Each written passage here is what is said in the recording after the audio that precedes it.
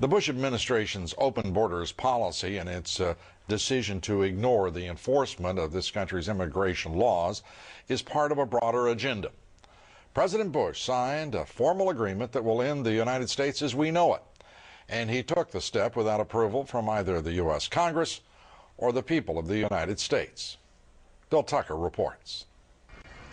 The Security and Prosperity Partnership of North America sounds benign, hardly like a policy that critics call NAFTA on steroids. It's a deal that few have even heard of. It's being done again by very few people at the very top on behalf of the investment class, but the working class of people.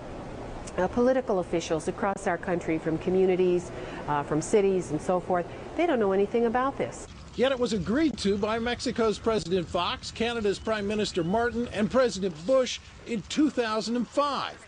Administration officials counter their critics by saying everything about SPP is on the White House website.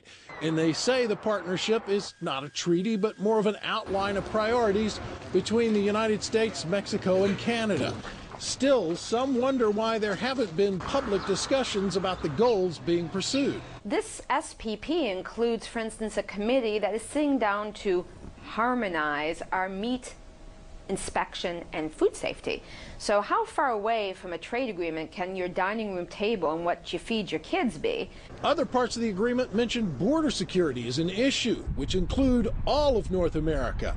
In fact, the name of the agreement is not Security and Prosperity of the United States, but of North America. When we elect officials, we expect them to act on our behalf. When we get involved in cooperative frameworks with other countries for joint regulation of fisheries or rail transportation or the skies, we're basically sharing our sovereignty with that government and outsourcing some of what we give our elected officials. As disturbing as some find SPP, there is legislation in the House introduced by Florida's Katherine Harris that closely resembles the goals of the partnership.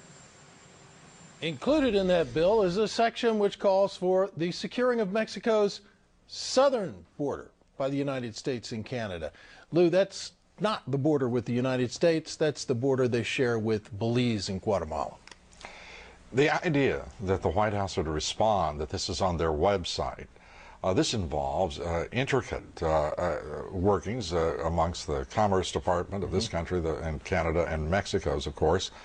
A regional prosperity and security program. This is absolute ignorance.